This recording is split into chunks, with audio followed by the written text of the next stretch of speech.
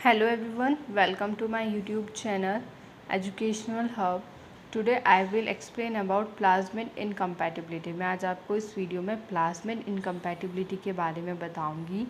Previous video में मैंने आपको प्लाज्मिड एक्सप्लेन किया था। आई होप आपको प्लाज्मिड का स्ट्रक्चर, उसके टाइप, उसके फंक्शन, उसका स्ट्रक्चर समझ में आ गया हो। और आपको अगर आप लोगों ने वीडियोस को नहीं देखा है तो चैनल को सब्सक्राइब कीजिए, तो वहीं पे आपको प्लाज्मिड का मिल जाएगा। ठीक है, तो जो प्लाज्मिड इनकम्पैटिबिलिटी, ये भी थोड़ा इम्पॉर्टेंट है और कॉलेज के एग्ज़ाम्स में भी मैंने देखा है, काफ़ी बार आया है। तो देखिए प्लाज्मिड इनकम्पैटिबिलिटी क्या होती है। देखो इनकम्पैटिबिलिटी में प्लाज्मिड में बताया गया कि एक बैक्टीरियल सेल में डिफरेंट काइंड ऑफ प्लाज्मिड मिलते हैं।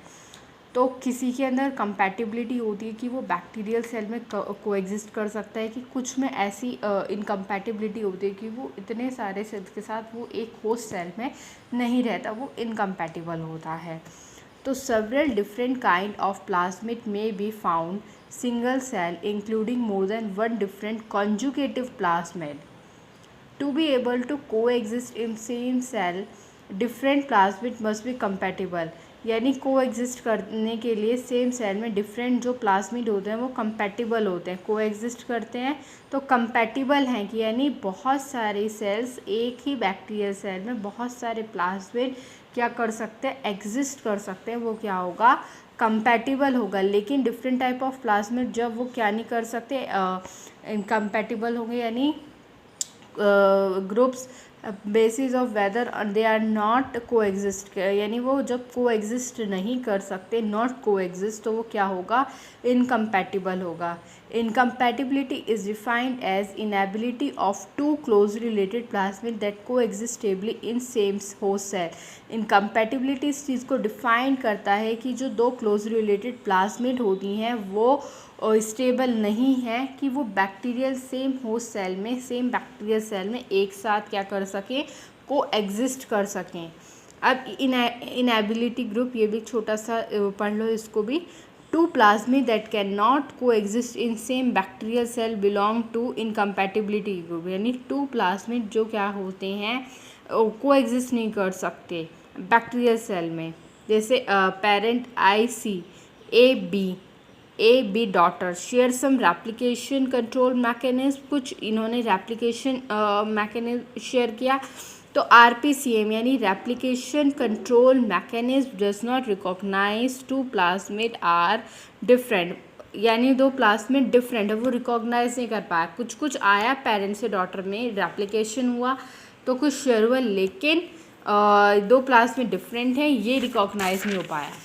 Either one is randomly selected. Eventually progeny contains either A, या तो प्रोजेनी में A होगा या B होगा, कुछ ना कुछ आया रेप्लिकेशन का। अब एक पार्शनिंग, ये भी एक एक्टिव प्रोसेस होता है बच्चा, that ensure that after cell division each daughter cell get at least one copy of plasmid, यानी डॉटर मतलब सेल डिवीज़न के बाद जो डॉटर सेल होगी उसमें एक कॉपी ज़रूर होगी प्लाज्मिड की। डिवाइड किया तो प्लाज्मिड की जो कॉपी होगी, पेरेंट से डॉटर सेल बनती हैं, ठीक है, आप लोगों को ये पता ही है। तो डॉटर सेल के बाद एक कॉपी ज़रूर होगी प्लाज्मिड की। अब इसी में पार्शनिंग में एक होता है रिलैक्स प्लाज्मिड, एक होता है स्ट्रिंजेंट। रिलैक्स प्लाज्मिड में क्या होता है कि 50 से 100 कॉपी पर सेल होती है डॉटर सेल के पास डिवीज़न जब सेग्रीगेशन होता है, लेकिन स्ट्रिंजेंट में एक या दो या वो भी नहीं होती हैं। तो relax plasmid 50 to 100 copy per cell, each daughter cell after division में get a copy by random diffusion और सेग्रीगेशन।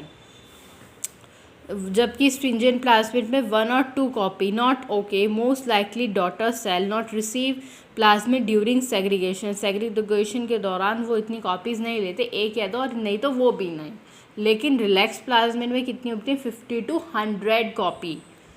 अब है पार ABS सिस्टम, ये भी एक ब्रॉडली कंजर्व मॉलिक्यूलर सिस्टम है for plasmid partitioning and chromosome segregation bacteria का। में इसमें ABS ऐसे कुछ होते हैं एलिमेंट। जैसे पार A है तो उसमें एंजाइम एटीपेज होगा, पार B है तो DNA बाइंडिंग प्रोटीन होगा, ये सेम ओपेरॉन पे होते हैं, ठीक है। Par S cis acting sequence located with adjacent to the operon, operon के एडजेसेंट ही लोकेटेड होता है। तो ये 3 एलिमेंट होते हैं जो क्रोमोसोम सेग्रीगेशन में प्लाज्मिड पार्सिंग का एक मेथड होता है। इसमें ये पार्स ABS होता है, जिसमें ये ABS अलग अलग क्या होते हैं, एलिमेंट्स होते हैं। कोई DNA बाइंडिंग प्रोटीन है, कोई ATPase है, और सेम ओपेरॉन में मिलते हैं। अब है function of plasmid in genetic engineering.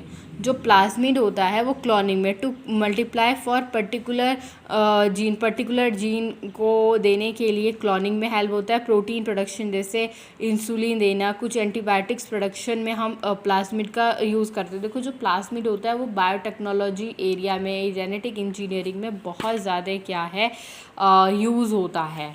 ठीक है, इंसुलिन और एंटीबायोटिक्स प्रोडक्शन में, जीन थेरेपी में plasmid vector use for insertion of therapeutic genes at target site in human, यानी जीन थेरेपी कर जाते हैं ह्यूमन टारगेट साइट पर, इसको इंसर्ट किया जाता है।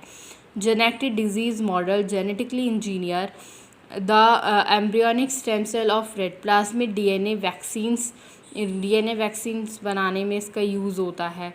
Advantages of using plasmid in genetically engineering, easy to work with, modified due to convenient size. इसका साइज़ ज़्यादा छोटा नहीं होता ना बड़ा होता, 1 KB से 250 KB किलोबिट साइज़ का होता है। मैंने प्रीवियस वीडियो में बताया था।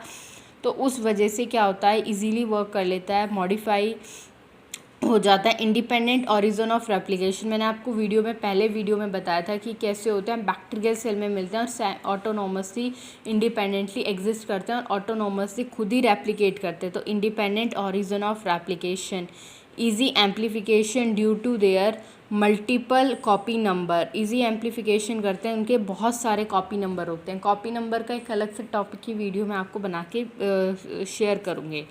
Presence of selectable markers makes selection of clones easier. मैंने आपको जब स्ट्रक्चर दिखाया था प्लाज्मिड का, तो मैंने आपको बताया था कि ये सिलेक्टेबल मार्कर है। सिलेक्टेबल मेकर्स की हेल्प से जो रेजिस्टेंस जीन है, कुछ क्लोन्स हैं जिसको ईजिली इंसर्ट कर सकते हैं।